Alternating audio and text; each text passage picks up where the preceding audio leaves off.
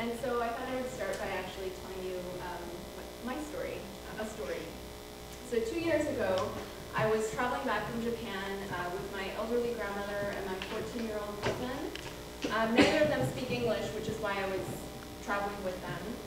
At the San Francisco airport, we were pulled aside by immigration officers and asked to explain how we were related to each other.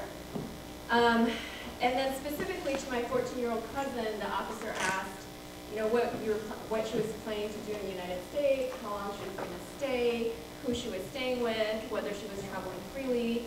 I was also doing all the translation, I might add, for the immigration officer. And finally, they let us go. But before letting us go, the officer told me that the next time I traveled with a minor who didn't share my last name, that I should get a signed note from her mother. So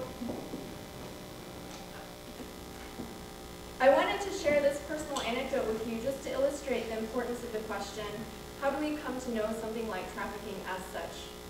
Trafficking is defined as unknowable in that it could happen anywhere to anyone, yet the officer we encountered had to decide which situations merited further inquiry and which ones don't.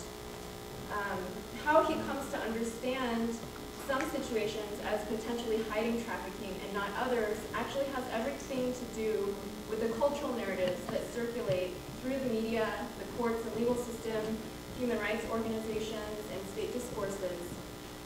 And so my interest in trafficking is less kind of about pinning down a definition and more about the question of how do we come to understand it and define it as such. So my interest is less about pinning down a definition and more about thinking about how we come to know trafficking in the way that we know it. And what do our descriptions and definitions say about our social investments in describing something like trafficking in certain ways and not in other ways? So in broader terms, not all issues get defined as matters of human rights.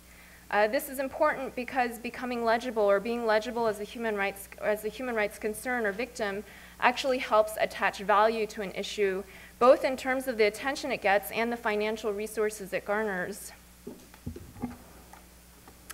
And I'm going to quote Sally Engelmary and Peggy Levitt, and they say, human rights emerge over time from social movements that name and describe a violation, gather information about the nature of the violation and its prevalence, develop media presentations that generate public outrage, gather supporters, raise funds, build organizations, and consequently are able to press the human rights system to include it as a violation. So the issue is, in a sense, a commodity. So then what does it mean that some figures circulate more easily as human rights victims and some are not legible? So my question is, my broader question, why is it that certain figures like the FGM victim or the sex trafficking victim seem more familiar to us as victims of human rights violations? I don't actually think that it's anything about the victims or the victim figures in and of themselves or a priori, but rather the conceptual apparatus through which we come to know the victim as such that creates a kind of familiarity. So thus, I'm interested in the frameworks, tropes, indexes that produce narratives we then recognize as gendered violences or women's human rights concerns. So gendered violences are legible as gendered because they mobilize notions of culture as culprit, as Michelle McKinley has usefully termed it, where culture signifies deviant patriarchal traditions posited against an assumed and invisible universal norm. Of course, the trouble with this is that then culture works as a kind of scapegoat, and universality works as a kind of paradox where it produces and is produced through differentiation, even while it purportedly reconciles and subsumes that difference. In other words, universality is a vector of power. It operates as a myth that maintains and naturalizes particular relations of differentiation. And many feminist critics like Chandra Mohanty and Inderpal Grewal and Uma Narayan have talked about this in terms of critiquing the hegemony of so-called Western priorities under the sign of human rights or global feminism. So in my brief comments on sex trafficking, I want to propose then that we reorient our goals and shift the kinds of questions we ask in order to broaden how we understand both violence and justice. Okay, so this is the book. So back to sex trafficking. How we tell the story, how we explain the activity and define it is just as important as what we're actually describing. And in fact, it helps constitute what it is we're describing. Wendy Hesford has pointed out that an identity-based politics of visibility is central to making issues recognizable as human rights concerns. And so how we come to recognize human rights has everything to do with so-called domestic discourses around race, gender, sexuality, and nation. Okay, she argues that the incorporation and mediation of subjects into normative human rights frameworks takes place both through spectacle, where tropes of rescue infantilize victims, so-called backward cultures, make stories more familiar and thus more compelling. But the exoticization of suffering, as Paul Farmer has pointed out, makes it both easier and harder to care. Easier in the sense that the spectacular nature of the narrative draws us in, and yet harder because we're distanced from it and therefore unable to see our own complicity. So this kind of explains why, as Dina Francisca Haynes has termed it, the story and image of the so-called sex slave chained to a bed in a brothel has appeared so frequently as an indexical icon of sex trafficking's violence. What I want to ask is what work takes place in privileging narratives of sensationalized violence and tropes of victimhood and rescue, and what are the narrative spaces through which the violence of sex trafficking and its subjects can be articulated? So how are these narrative spaces circumscribed? So here's a short example. In the United States, rights and protections for sex trafficking subjects takes place through a process that begins and ends with becoming legible and thereby certified by government officials.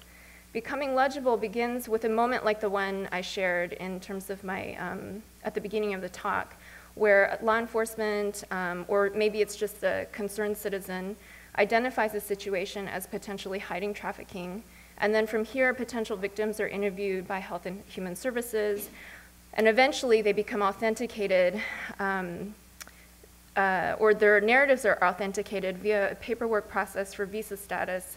And while these potential, and this is for non-legal resident, non-citizen victims, and while they await certification, which often requires cooperation and persecution of traffickers, they have access to aid, obviously, from nonprofits and things like that.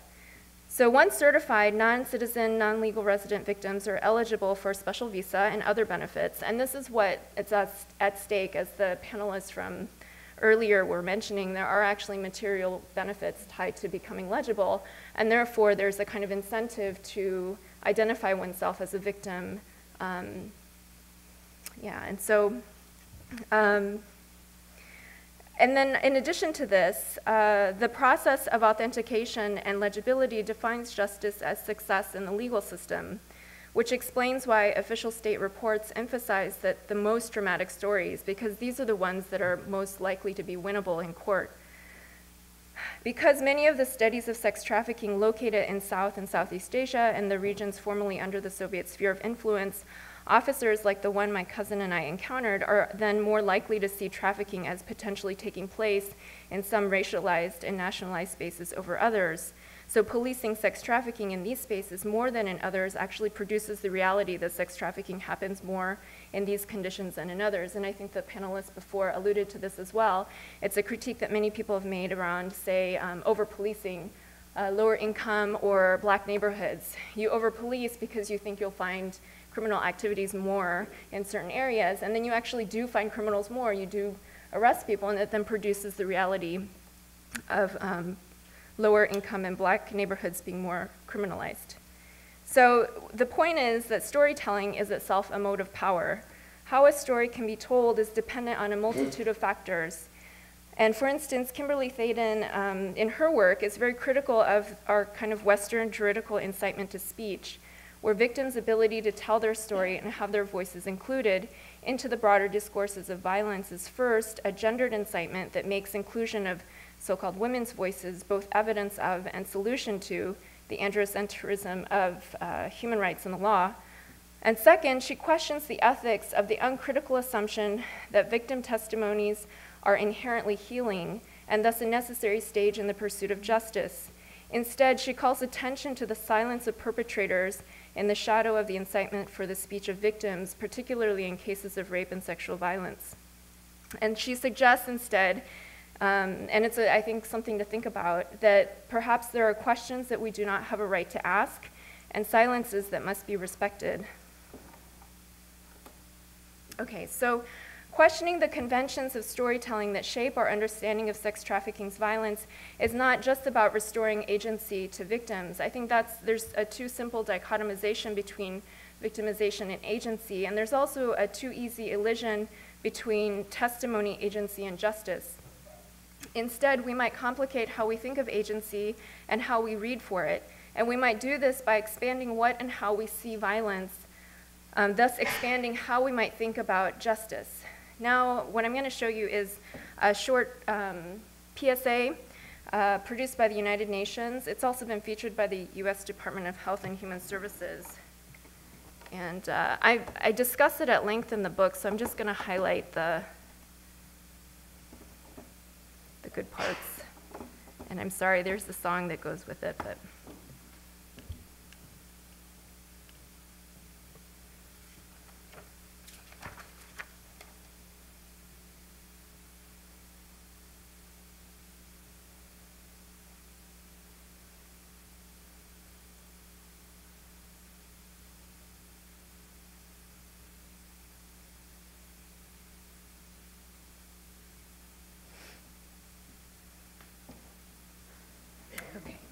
So I wanted to share that just as an example of the kind of stories that circulate, right? The kind of narrative space through which trafficking becomes defined as trafficking. So just a few things I'm going to highlight. The announcement suggests that the marketplace is a space where one can buy humans alongside other commodities, where one must be attentive and open your eyes to see what's really happening. The focus on the market suggests that individual consumer choice is an important aspect of addressing and combating human trafficking. The announcement clearly delineates between victims, criminal traffickers, and potential rescuers.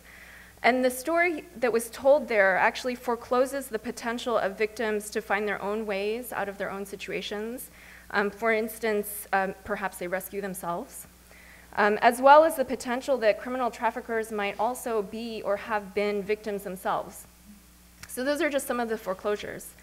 The multiculturalism of the marketplace hides the ways racial power continues to operate in naturalizing the uneven global distributions of wealth and power. And the marketplace is framed as a neutral site. It's background to the hidden criminal activities. There is actually no suggestion that the kinds of practices that naturalize capitalist market accumulation are in fact part of the criminal elements that perpetuate exploitation and violence. Instead, the announcement suggests that criminal traffickers are simply immoral entrepreneurs. So this framing does little to trouble the fact that undocumented labor, and actually labor with no or limited legal protections, whether it's coerced or not, is and has been a necessary feature that has enabled capitalist accumulation and profit. And you can look at, say, the example of agribusiness in California. So the announcement reduces trafficking to a matter of individualized consumer choice and awareness. The global inequality in distributions of wealth, and this is wealth disparities both within and also amongst nations, is not part of that story. And personally, I'm doubtful that convincing individual consumers to buy better will drastically redistribute global resources or reduce instances of trafficking. Okay, so rather, by reconsidering how we see and narrate human rights concerns like trafficking, we might actually see differently and thus change the terms of engagement. And I'm going to channel Patricia Williams because I've heard her do a really wonderful talk in a different context about cognitive shifts. And it's kind of what I'm trying to ask people to think about in terms of trafficking. So for instance, what would it mean to see the criminal activities of multinational corporations as criminal activities? To acknowledge that US foreign policy has and still does enable the kind of global conditions that perpetuate the uneven impact of violence and suffering. To think about US foreign policy as also domestic policy and vice versa. What would it mean to see poverty as a human rights violation? Or to forgive third world debt? And then finally, what would it mean to think about human betterment or strategize the ways to address dispossession without recourse to universality? So these are just the ways in which I think asking different questions can maybe change the terms of the debate. The end.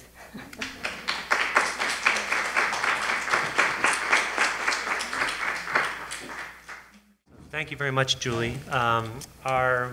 What we decided to do is to turn next to Christie Edwards, who will offer her presentation. Christie is an attorney and a professor of law. She's worked at Vital Voices Global Partnership in Washington, D.C. for the last 3 years, working on advocacy, peace building, and violence against women programs. And she is now working as a consultant on women's international human rights for the Institute for Women's Policy Research. Christie. Thank you, and I hope all of you got some coffee at the break and that you're wide awake, because I know this has been a long day with a lot of challenging issues, so I appreciate you continuing to be here. One of the things I'm actually very excited about today and in the discussion last night, when I started working in and studying the issue of trafficking, a lot of the discussion revolved around criminalization and prosecution of trafficking, and there was very little discussion about the push factors and the economic reasons for why people go into or end up in situations of trafficking. And so I'm really excited that that's now become a very common part of the discussion. And so today I'm going to talk first about the nexus between trafficking and the one-child policy in China, and then I'll touch a little bit on some other areas where I've worked on trafficking issues in Asia and Southeast Asia. As you can see from the poem behind me that was written quite a while ago in China, there has been a systematic, I'm sorry, you can all see, there's been systematic male-child preference in China for thousands of years. And reports from the WHO and demographers estimate that there is now between 50 and 100 million women missing in China. With the exploding population in China, the Chinese officials in the late 1970s and early 1980s instituted the one-child policy and drastically restricted couples' reproductive rights. And because coupled with the great amount of male-child preference in China, this has led to, well, actually, let me back up a little bit. It's not just male-child preference. There are certain basically institutions that exist in China that exacerbate this problem. One is ancestor worship, and only sons are allowed to perpetuate this system of practice. Daughters are not. And China doesn't have a very strong social security policy, so sons are typically required or expected to provide for their parents as they grow older. Daughters are seen to leave the family and go and be responsible for taking care of her husband's family. So this definitely plays into the continuation of the male-child preference in China. As the one-child policy became enacted in China, this has led to sex-selective abortions, infanticide, abandonment of baby girls. Women who are found to have violated the one-child policy are forced to undergo abortions, even late-term abortions. They are frequently forced into sterilization, and if a child is born that exceeds the one-child policy, the child is often not allowed to be registered, which means that they do not get any government benefits. They're not allowed to go to school. The family will often face severe financial penalties. There have even been cases where the family's home has been bombed and the family just forced out onto the street. I mean, the penalties for violating this policy are pretty drastic and extreme. This has led to wildly different ratios of male and female births. The average is about 117 boys born for every 100 girls, and in some regions the number goes up to 130 males to females born. And as a result of this practice that's gone on for a very long time, the lack of women that now exist in China after a generation or so of these kinds of practices has led to increases in trafficking, both within and without China. Women from rural areas are often promised jobs, and I mean the typical stories you hear, looking for better economic opportunities, going into the big city, and then forced into frequently seen situations, ending up in brothels, thinking that they're going to be entertainers, etc., which we've discussed sort of ad nauseum at this point, so I won't go into much more detail. There's also been an increase in the import and export of women from China. Women from surrounding countries like North Korea, Thailand, Laos, Cambodia have been imported into China, trying to solve this problem of the male-female ratio. And then women seeking greater economic opportunity in China because of a lack of jobs and poor economic resources in many of the rural countries often leave China looking for other opportunities and end up many times in Gulf countries, in Europe, and in other places, and they end up being exploited. There have been increased numbers of forced marriages. It's not uncommon for women to be kidnapped and taken to rural areas where there's actually a lot of support from other villagers who understand that men have a very difficult time finding a wife. The dowry system in China is pretty strong, so finding being able to find a wife and then be able to pay the dowry fee is practically impossible. So there is quite a bit of local support for a wife who has been kidnapped, and if she tries to flee, they will often return her to her husband who has purchased her. There has been an increase in the sale of babies, both male and female babies. Families who have a daughter may wish to sell their daughter to couples who don't have children in urban areas and hope to try again for another son. Or they might try, couples in urban areas will often buy a son or a daughter because they are unable to have children of their own, and the restrictions from the local government are pretty strong. The corruption within the government system also contributes to this problem, and government officials will often turn a blind eye to the fact that trafficking exists. They will take bribes or free sex from brothel owners in order to not prosecute, and it's very difficult to actually get numbers on what the extent of the problem is in China because government officials are often very unwilling to report what the true figures are. There's very little prosecution of any of the trafficking or any of the perpetrators of trafficking, the buyers and the sellers. It's very, very rarely done. So China definitely does have laws that are in place that can combat this problem. They are fairly unimplemented, which is a typical problem in many countries. There has been increased pressure from the United States and other countries to try to have China be more responsive to these problems, but so far China remains either on the Tier 2 or Tier 2 watch list as far as the tip reports are concerned. And I won't go into a lot more detail because there's I could speak for days on this topic, but I wanted to highlight a couple of other similar situations going on in the region. We heard from the panelists last night on the issues going on in India. Very similar problems. Of course, they have a different economic system, so there are some key differences, but the male-child preference in India leads to many of the same types of issues going on there.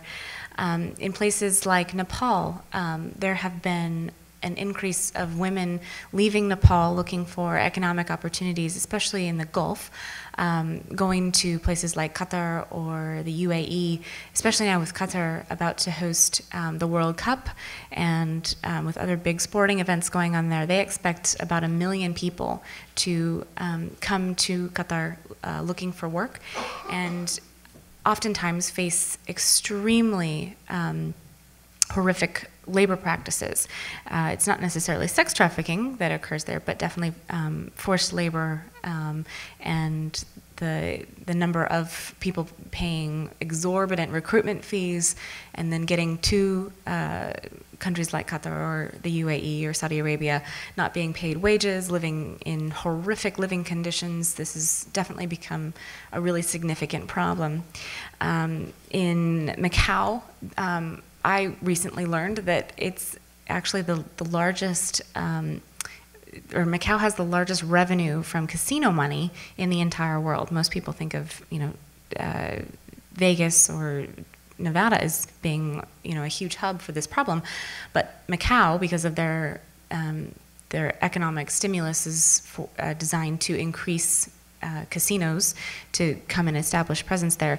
They have become the #1 area for casino revenue, and the hotels and the entertainment industries that surround that have also increased the number of women being exploited in various professions while there, whether in domestic servitude, trafficking, and a wide variety of other situations.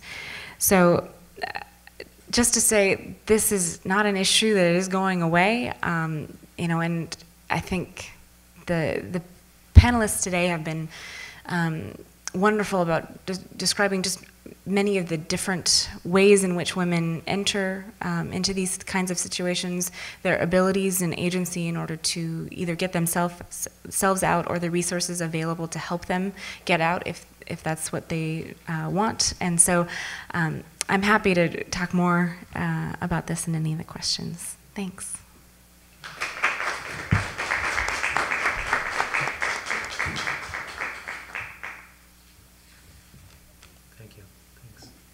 And our third panelist, and someone we're very grateful made it out of Eastern Massachusetts this morning.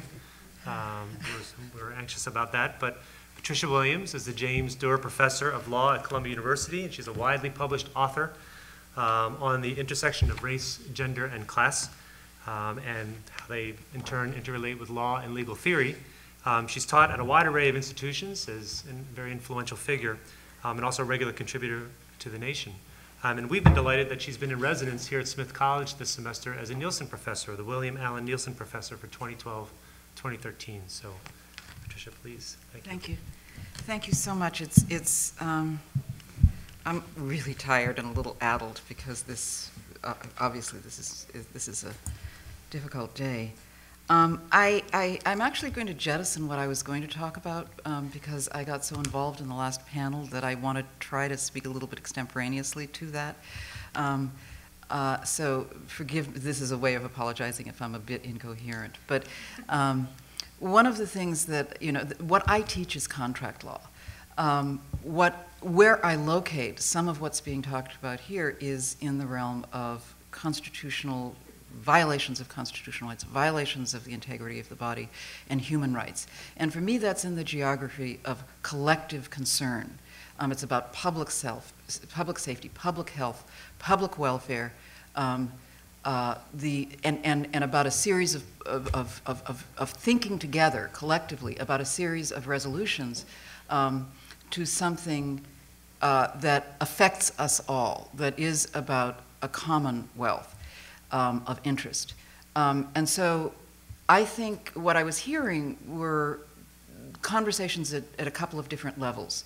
One is the question of what to do about an individual who comes to a particular service organization and needs a particular kind of help. And an organization can only do what an organization can do. People can only intervene to the extent that they have the resources. And you do what you can. So this is, that's one level of response. I also think, however, it's very important not to, for me as an academic and for me as a lawyer, not to characterize the response or the space in which the particular seeker of services comes as solely an individual. That may be what you can deal with. That may be in terms of the only way that this person is ever going to interact, and this is the best you can do. That's one kind of acceptance of reality.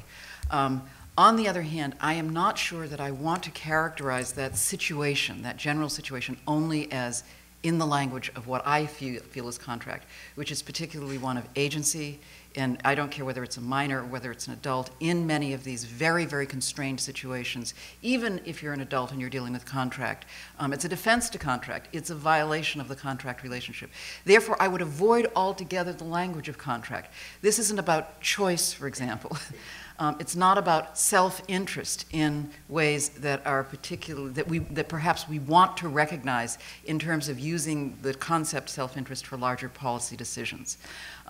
Yes, it may be what an individual says they want at that particular moment in time, but that's historically isolated from the history both of that particular body as well as of the general interests that we want to deal with. So I'd be very careful about how one styles the agency of people who find themselves in these relationships.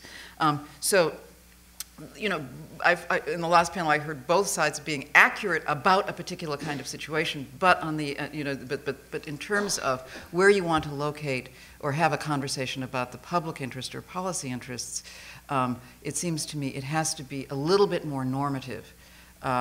Otherwise, you end up saying, well, that's just their choice. You answer as though it's all contract. It's just their choice. There's nothing else we can do. I think one has to think larger, on very large, a larger level of it, because we're not just talking about individual agency.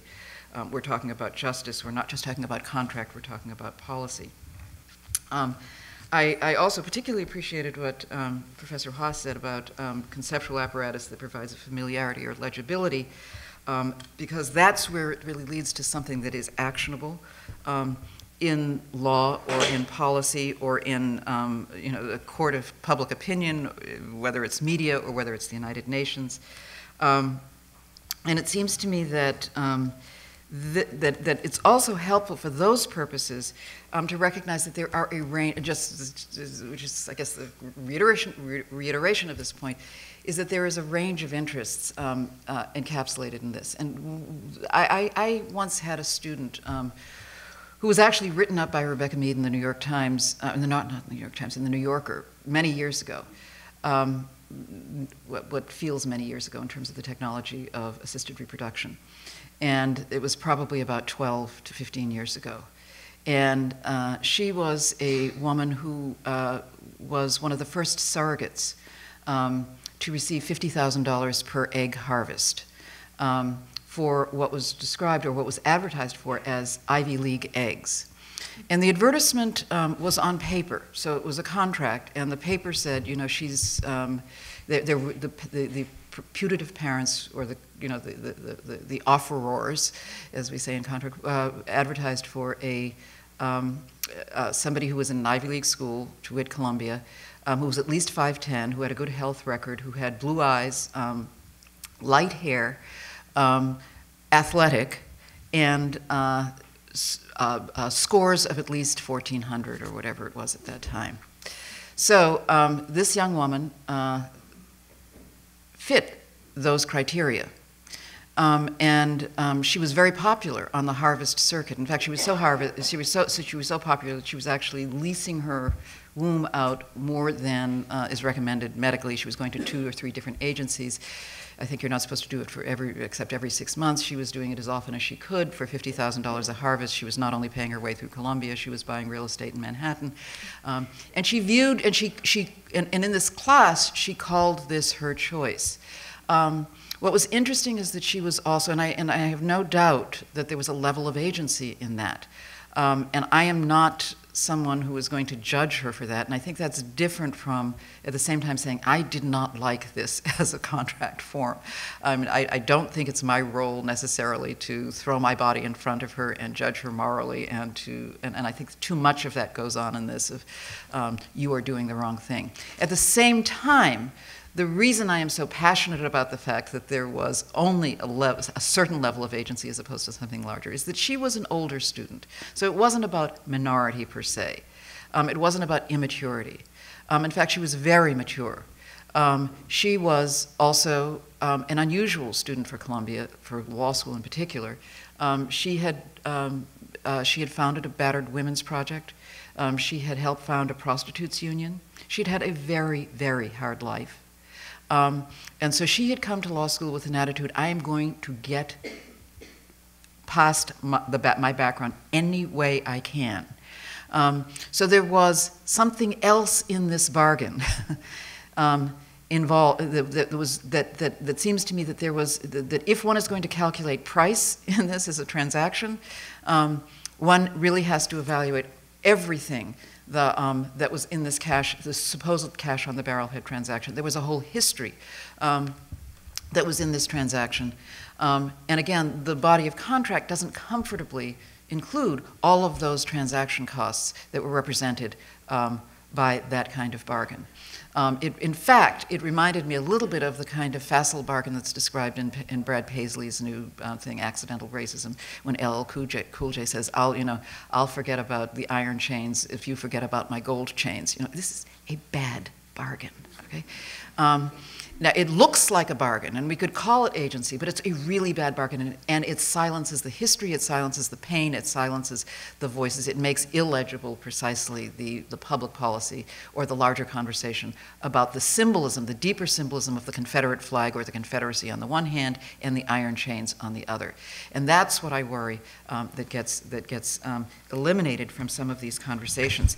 And so, when I think about, when I think about my students' contract, it wasn't a contract for prostitution. It wasn't a contract for slavery. It was a contract that a lot of people feel, at this point, particularly 12 years later, is quite normative. Except, again, when I look at it as not just contract, but as an industry that is global, that is international, that involves, at this point, largely brown bodies in the third world, particularly India, under less than ideal conditions for the benefit or a market that's entirely determined by one side of the bargaining power, which is North American in particular, and European purchasers. And that when we consider them only purchasers, offerors and offerees, and hey, it's, that we're paying them and that means a whole lot of money on their side of the world, we ignore the degree to which it is very taxing, not just on the body in the same way that prostitution is. I don't think sex is so special in all of these transactions. I do worry about the larger question of human rights, which is about the integrity of the body and the dignity of the body. And so for those purposes, it's not just, and again, I think this is where the right wing makes it very complicated for us to talk about some of this, because it's all about God's will and sex is bad, and depending upon your denomination, exactly how bad it is and whether you're going to burn in hell or whether you'll, rise again. When in fact, I think it is about the pain of being on earth right now. And so therefore, I would put it on a spectrum. I don't think that my student's contract is exactly the same as being a labor slave in the Philippines or in Singapore, or a Filipina in Singapore.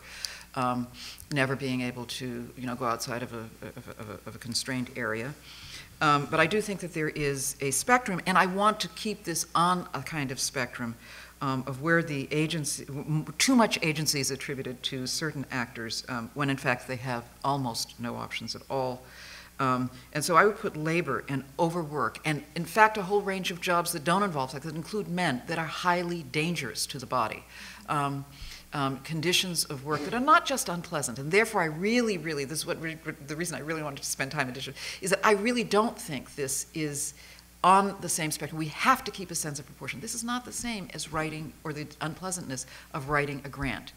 It just isn't, because it doesn't involve our bodies in the same way. And so, again, I agree that we don't want to be judgmental about sex activity, but on the other hand, I would put it closer to another end of a spectrum, that it does involve bodily pain, sex work, organ sale, surrogacy, adoption, particularly an adoption market that does not take into account the best interests of the child, but only adults who want to transact in what they think are cute bodies, and therefore contract displaces the larger institutions that judge the fitness of parents, and instead it's simply, again, a cash on the barrelhead transaction, that you get a baby simply because you're American, and therefore you're presumed to be able to take care of a traumatized child from Russia who has absolutely, who's spent the entire time of their lives and their formative years tied, tied to a bed in an orphanage and have absolutely no developmental skills. I mean, where is the institution that negotiates that? And it's not going to be the body of contract law, or if we think of people as contractors.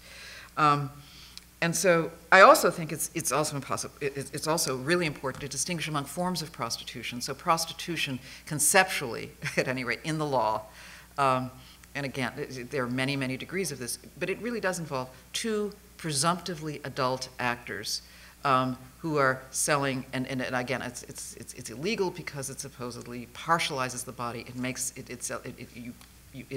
violates the integrity of the body. That there is a break that it imposes that is kind of traumatic between the brain and one's personal desire, and disconnecting so that you can commodify or put your vagina out there.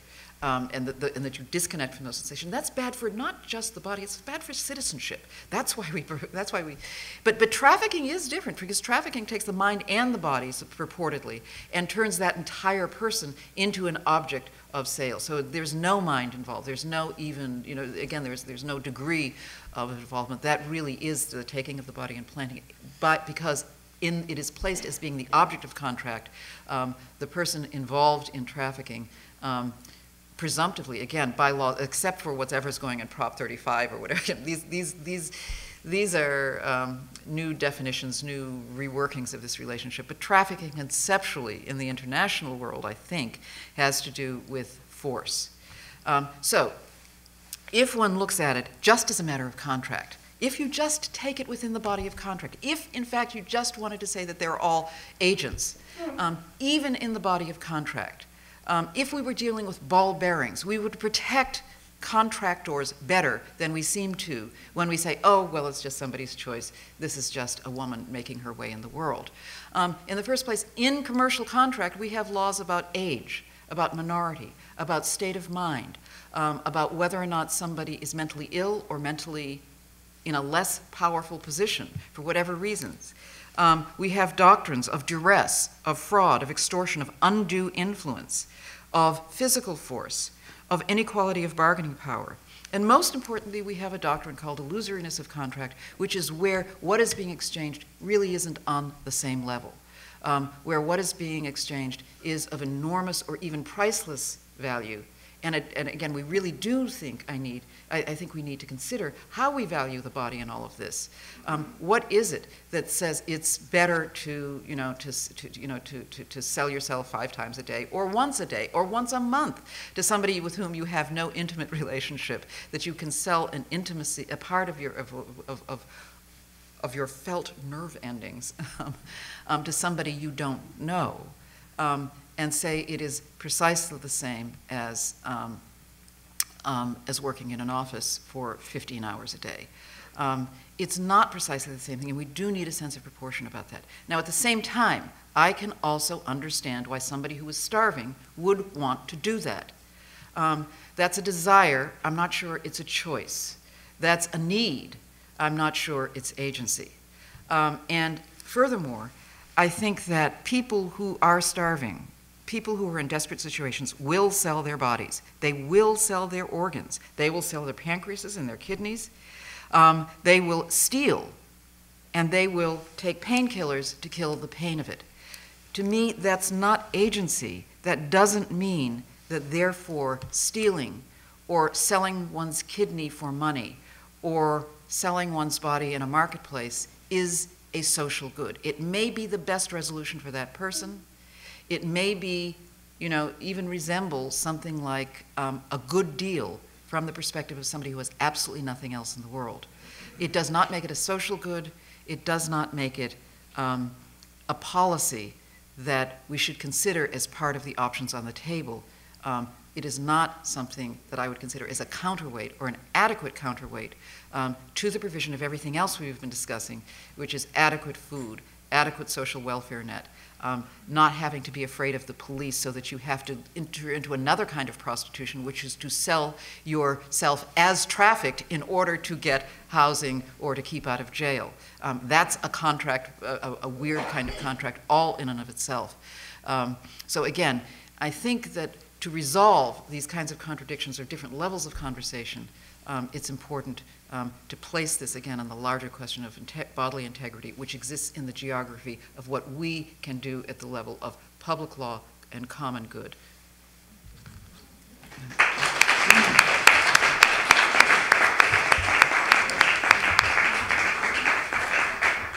Thank you, Patricia. And three very stimulating, diverse papers operating at different levels of analysis, different levels of sovereignty, discussions of sovereignty with the body, the firm, the state, the international system. So thank you very much. We should open up for questions and responses, observations. Al, please. Yes. We have a microphone coming. Yes, Patricia, I'm sympathetic to your overall vision, but I wonder, for instance, whether the analogy between, say, selling your body, selling the activities of your body and selling your body aren't being conflated. In other words, for instance, a prostitute doesn't sell a part of her body. She doesn't take her vagina out and sell it in the way that someone would have a kidney taken out and have it lost forever. And I wonder if the analogy wouldn't be better if you looked at something like an athlete. Now, most people who go into football, professional football players or basketball, come from very bad backgrounds, and this is the best option that they have. But they aren't selling part of their body. They're selling the use of their body, even though their body gets used up quite badly. But we don't. I should have been more careful, but I really want to again underscore that I'm talking about a spectrum. But I want to put it on the spectrum of all labor. Absolutely, I do think that this is a labor issue, and there are some jobs that are better than others. And when I keep arguing for perspective, I am not saying that it is the same thing. And you know, I think that, you know, if one has actually a kidney removed in a clean, nice hospital at Mass General, it may actually be less than somebody who is on the streets, you know, being raped over and over and over again. I think it has to be put in perspective. It is circumstantial in a very important way. And I also, you know, I don't disagree that some football contracts, for example, where people lose the power of their brain, or they lose their, you know, they lose, or they don't have health insurance, and they lose, you know, by the time they're 50, they can hardly walk. I think it's on the same spectrum. That's all I'm saying. And I think that we diminish, or we make invisible, and I'm not sure, I don't mean to take Professor Hua's vocabulary. I found it helpful. This may not be what she was saying, but I think that it is important to consider the degree to which simply saying, well, it's a contract, you know, and you're a free agent, to use sports language. But a lot of this seems to be, a lot of the discussions around prostitution in some quarters seems to be, well, she's a free agent. And I think that that makes invisible the transaction costs, to use an economic term, which sort of envisions the body as having very few transaction costs if you're a rational actor, as opposed to if you're a citizen, if you're an enfleshed human being who interacts in a social world. And I would just like us to focus more on the social world we are describing, rather than always the particular decision-making processes or reasons of an individual. An individual is not the subject of the larger legal remedies we need to be devising and the social policy and the human rights we need to be addressing. That's all.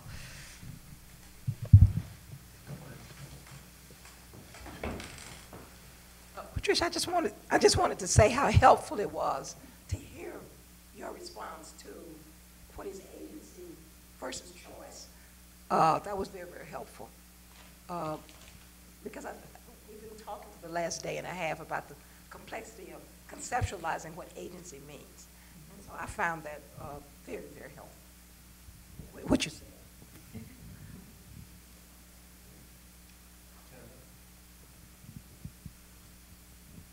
Patricia, I wanted to follow up on the question of spectrum, because I think one of the things that I got from the panel preceding yours is the idea that the blunt force of criminal law and trafficking is precisely what erases some of that spectrum, right? And so I hear you talking about contract, but one of the things that, and I'm certainly not a expert in the law, but one of the interesting kind of twists of Prop 35 in California is that it would preclude a remedy for trafficked persons by heightening criminal penalties.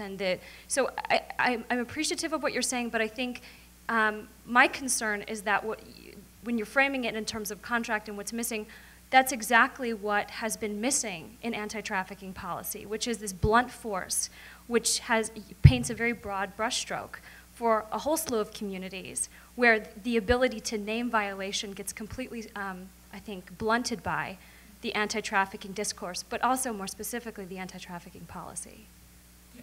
I don't disagree. I think Prop 35 is horrible. I certainly don't disagree. I think that but it is precisely because there is no sense of spectrum. I am not advocating the use of contract. I'm pointing out how so much of these blunt measures are underwritten by the idea that, if it's, by a contractarian, maybe I should say, notion of choice and agency, which then in criminal law gets interpreted as mens rea or intentionality. But it's a very econometric notion of intentionality. And so I think that infects criminal law. It infects the entire moral range of legal remedies. And so I'm arguing for something that is beyond intentionality or contractarianism or agency, however you want to describe it, but that really looks at, Martha Feynman would call the vulnerability of the body, but there are a number of ways to, we've almost lost, I don't really want to even use a word because we've almost lost the traditional meaning of so much of what it meant to provide or to recognize this notion of human dignity.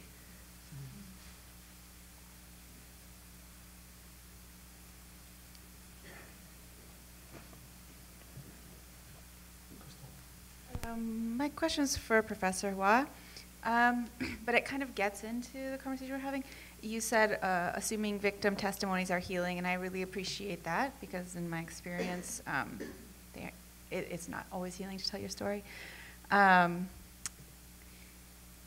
So I guess it's a statement and a question. A lot of CBOs actually, a lot of community-based organizations, in order to get funding and sympathy, will bring a member or a survivor, put them on stage coercively or without true consent. They don't really know what they're getting into. They don't really know that it's going to be on the internet or in the newspaper the next day. And in some ways, this gets into impact-based litigation, which is what fun.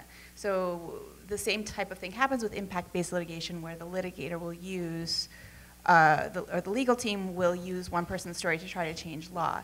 And I have had several clients who've been that person. And they have almost always walked out of it feeling used, feeling like their voice was not heard, and feeling like a narrative was being created in order for the better good, but that they were really abused in the process. So I'd like to hear, what you have to say about that.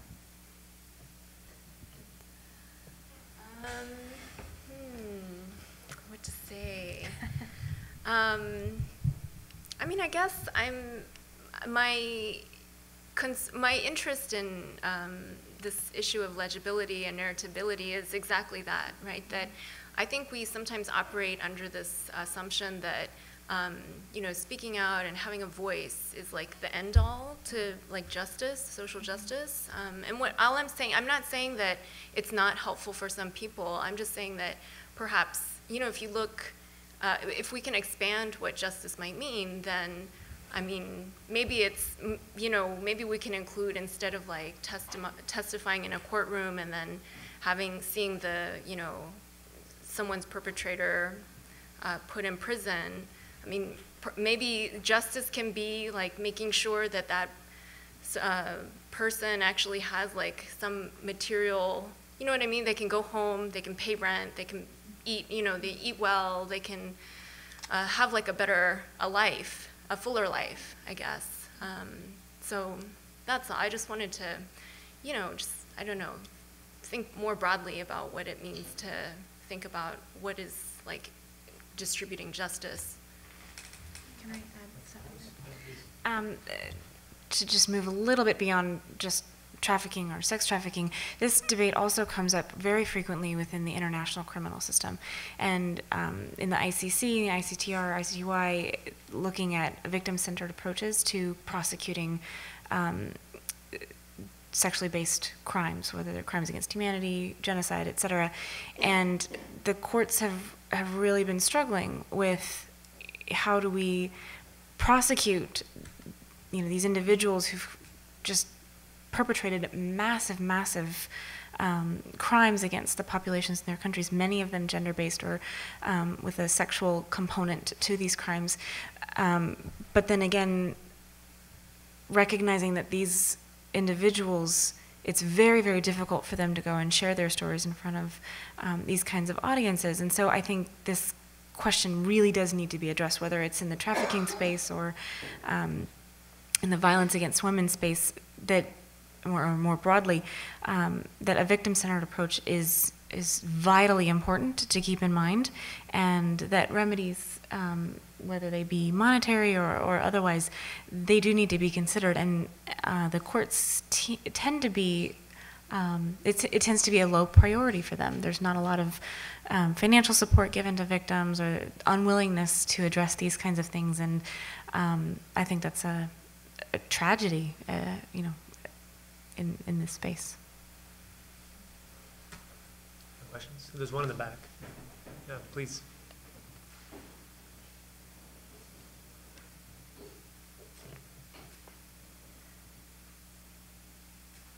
So, I'm obviously not an expert at all, but just from what I'm hearing, there seems to be a very clear divide between legalization versus eradication. And it seems that both sides tend to leave something out. And enacting legislation on either side tends to lead to unintended consequences. So my question is for all of you is it possible to enact legislation that effectively targets the whole spectrum?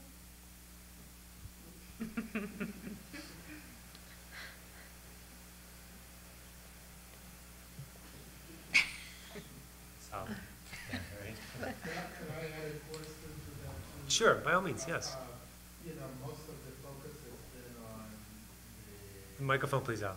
most of the focus has been on the women or others who are trafficked or coerced in this. But what about the Johns? What about the demand? I often think about the war on drugs. You know, we go after the traffickers and the growers, but you know, is someone who buys sex a criminal, really? If it, I can see the pimp, the person who forces someone to go but if someone buys sex, should they be prosecuted?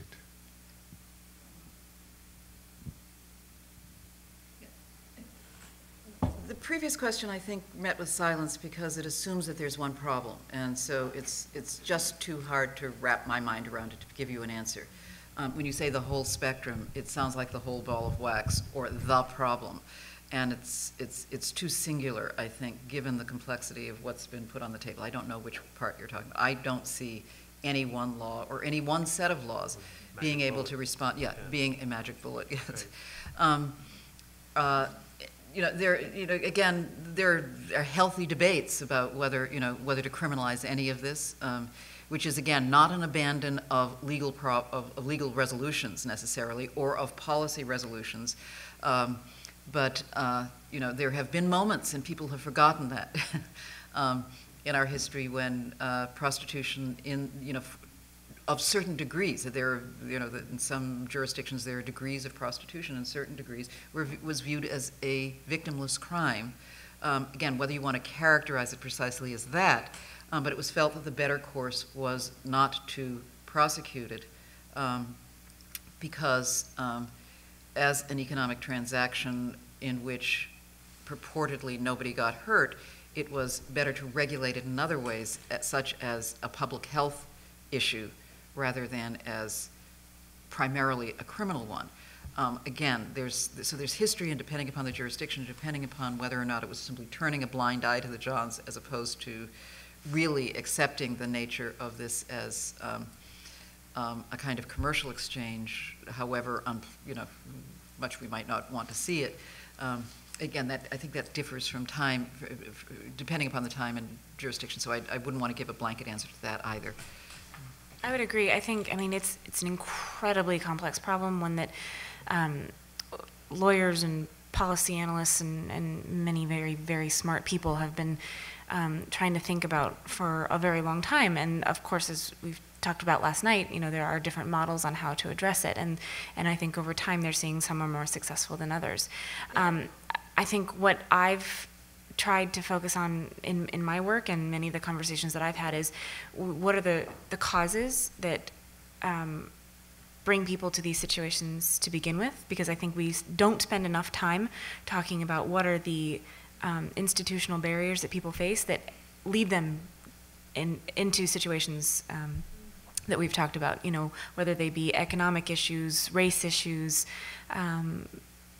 there's health issues. There's a lot of reasons out there, or a lot of issues out there that countries aren't willing to address, or governments aren't willing to address, people aren't willing to address, because it costs money.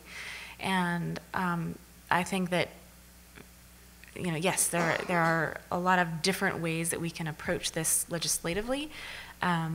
But I think what's going to have a true impact in this situation to begin with is making sure that people have access to jobs, access to food, access to fair labor practices that will lessen the numbers of people being exploited to begin with.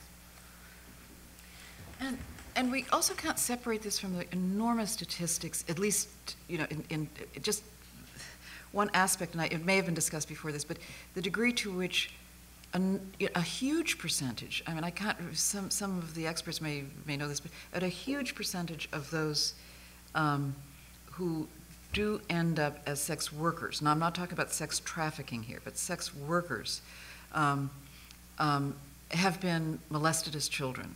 So that it begins, it seems to me, with a mental health problem, a psychological crisis within families. As well as this being, having the other commercial dimensions to it. Julie, you were going to say something? No, I was just going to kind of reiterate and say that I think one of the challenges, one of the critiques I have, I will say, of the human rights system is, and this is why I like Sally Mary's work and Peggy Levitt's work, is that it does force one to reduce things into like single issues. And I think that I would like us to, I guess, broaden, right, how we approach something like, say, human rights, to think not just about like single issues, but like a multitude of structural factors, in addition to like the ways in which people individualize like their negotiation of those structural factors that leads to, right, various degrees of dispossession. And Julie, if I could I pick on you for a few moments? Because the panel, the first panel earlier in the afternoon was sex trafficking in the United States, and then this panel is global trafficking and human rights. But you concluded your paper with talking about different ways of framing some questions, and I quickly jotted some down. Thinking about foreign policy as domestic policy, you said. What drives U.S. foreign policy? So it's obviously a global issue, but you were bringing it back to the United States. You also added about the criminal behavior of corporations. But you went over this quickly, and I wondered if you could expand on what you meant by the, reframing, rephrasing, rethinking those kinds of questions. What you're driving at. Well, I can try. Yeah. So right now, I feel like in order to gain kind of currency in kind of the human rights system, and I'm using very broad terms, and I apologize for that. It requires legibility to a state, and particular states, not just any state, right? States with like a kind of globally recognized influence. And so in that sense, I mean, we separate foreign policy and domestic policy, and I understand why we do that, but in many ways, what we think of as domestic policy is actually about, right, not only just has like kind of global consequences, but it actually is about like how we imagine like a global landscape. And I always like to use with my students the example of the rise of, say, the cotton industry in the Southwest and Arizona. The cotton industry in Arizona only became profitable because it has always depended on, right, the undervalued labor of migrant workers.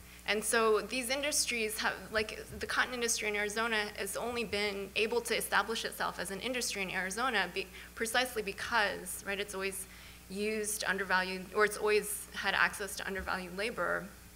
So it's something like that. We never think of that as actually, right, a criminal act to like exploit or undervalue people's labor.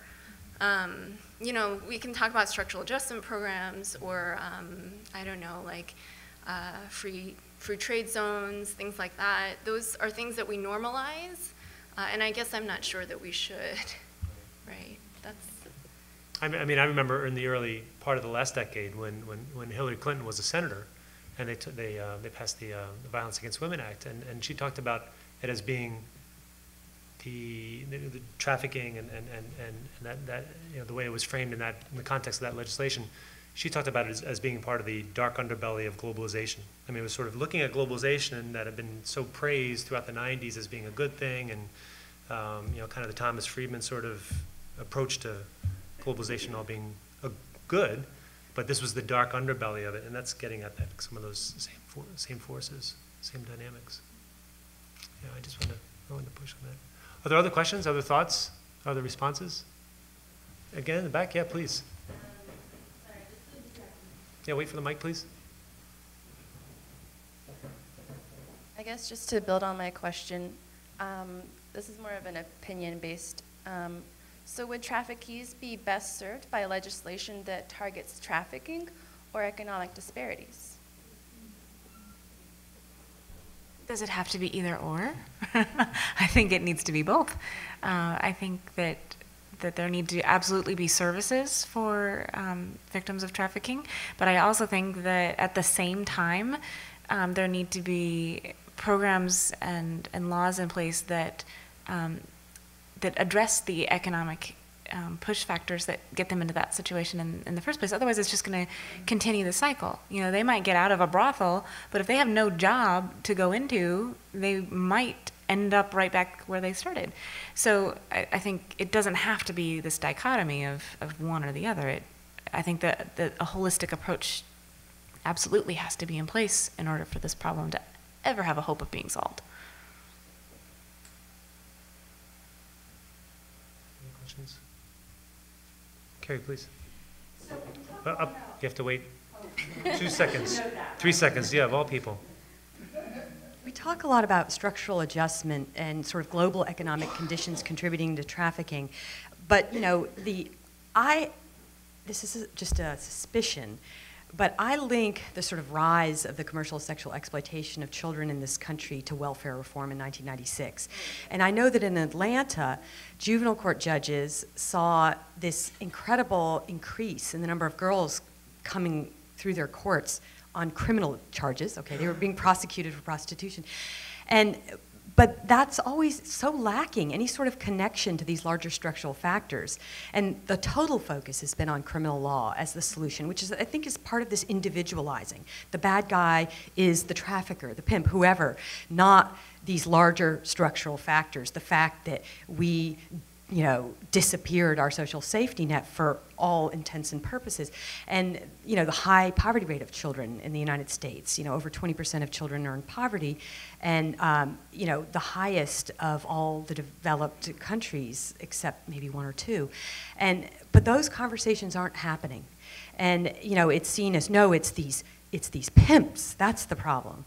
And I wonder about the impact of the lack of the social safety net on families, going back to your point, and on the vulnerability of girls in particular when their single caregivers are gone all day long, and they come home from school and there's nobody there, and there's nobody in the communities. The communities have been, you know, just tattered. But nobody's talking about that as a solution. Girls and boys. And boys, absolutely. Yeah. Little kids are left alone as a result of these social measures. And So I guess I just wanted you to comment on that. And are there any, how do we get that changing that question? You talked about we need to be asking different questions.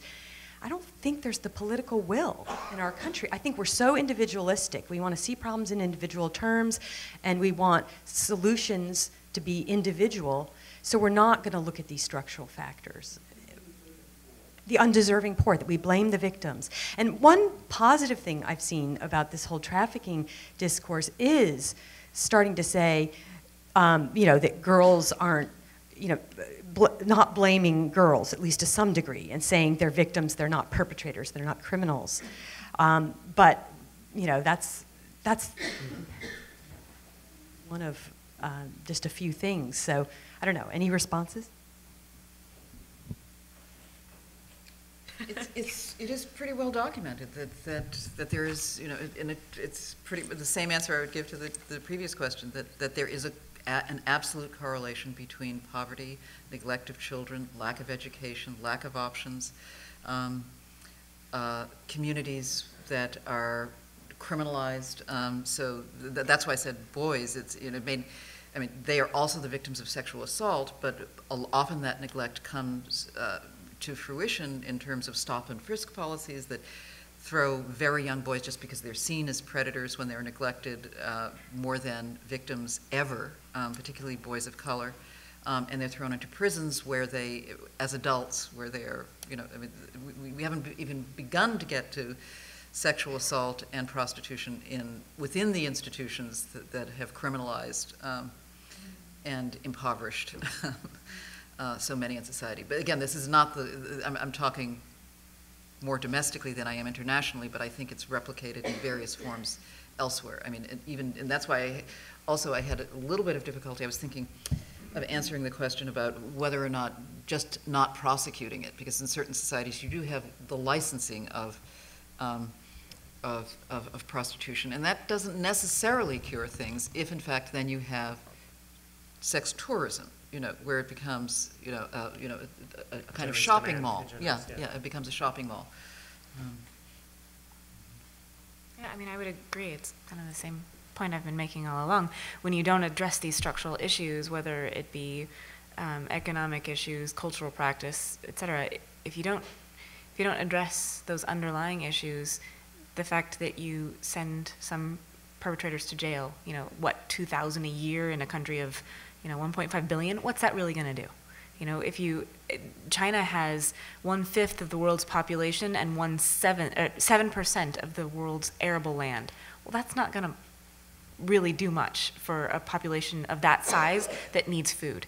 So what are the options? You need to address some of those really big structural problems before you can even start to tackle the massive problems that come out of that.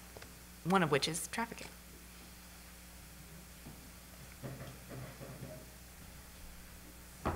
Hi, thank you. I'm not really sure how to phrase this as a question, but what I'm thinking in terms of the structural inequities that we've been talking about, really how to employ structural change rather than kind of piecemeal change, and at the same time, while we're thinking about having an anti-capitalist revolution and getting rid of capitalism, the reality on the ground is still that people are in these situations, people are sex workers, and thinking about how these anti-trafficking discourses, like Julietta pointed out, like people in all of the panels have talked about, have directly negative effects on sex workers right here, right now. So when talking about stop and frisk, the example that you were giving, so like you were saying, in Queens, in Jackson Heights, Queens, how the NYPD is using anti-trafficking discourse, anti-trafficking funding to stop and frisk transgender women and commit raids. So yes, I think we need to be talking about the structural things, but at the same time, harm reduction on the ground for people who are actually in these situations right now, and thinking about how these anti-trafficking discourses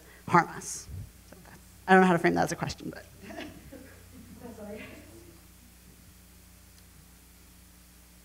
Well, I think you're right. I think a holistic approach is necessary. If you just look at one side or the other, the whole problem is not going to be addressed totally. And so I think it's important to think about those things in conjunction. And as we've all talked about, for a day and a half now, it's extremely complicated.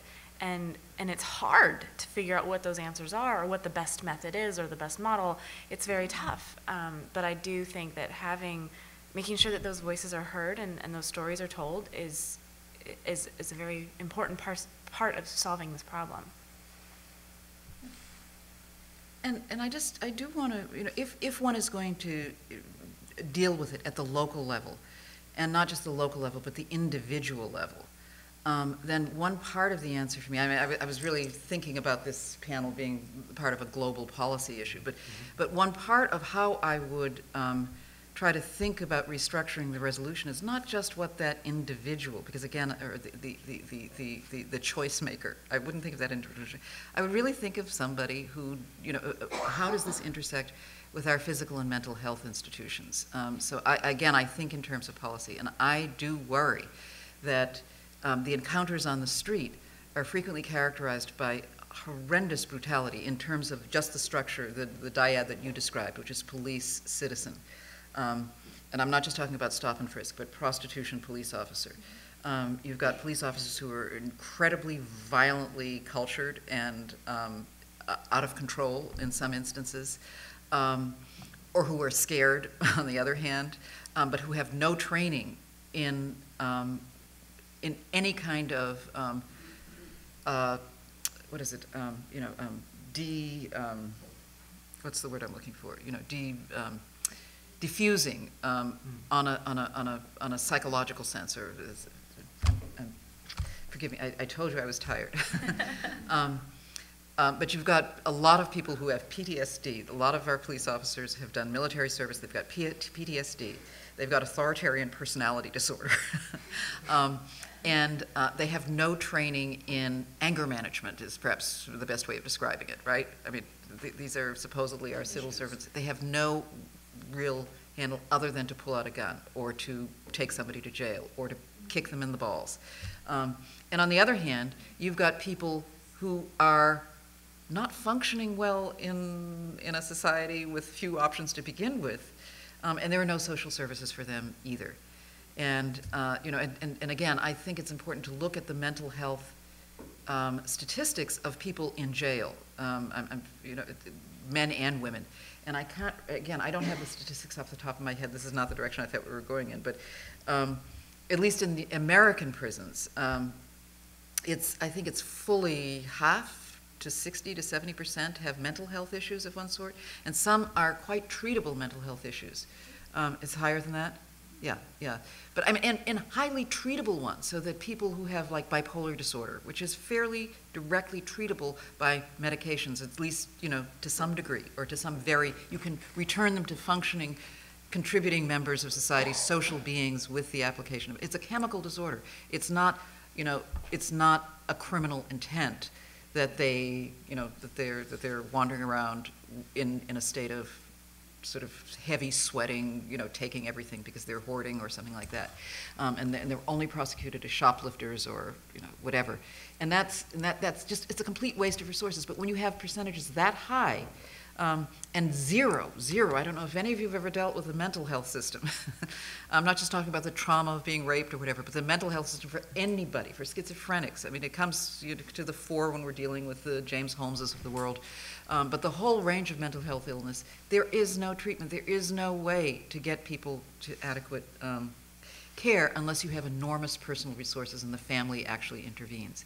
So if that's a huge, do you know what the percentage is? I mean, it's more than half, at any rate, of people in prisons have mental health disorders. Then that's another big part of the problem, whatever those may be.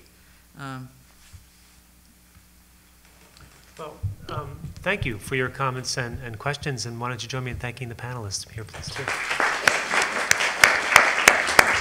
And what we'd like to do is to move to some closing remarks by Paula Giddings. Well,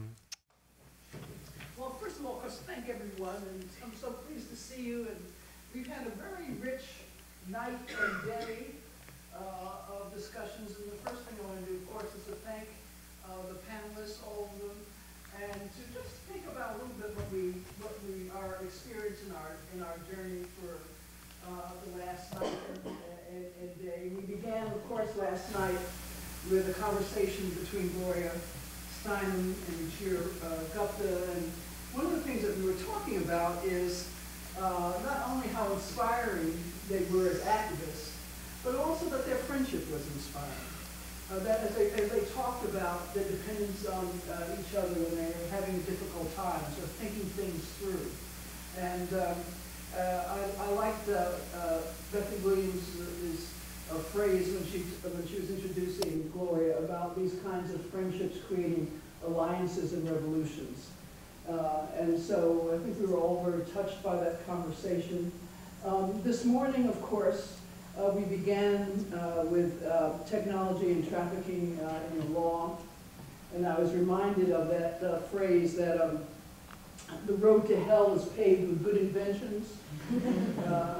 As we talked about the internet and, of course, the need now to extend kind of legal remedies as we think about the impact of technology and the internet.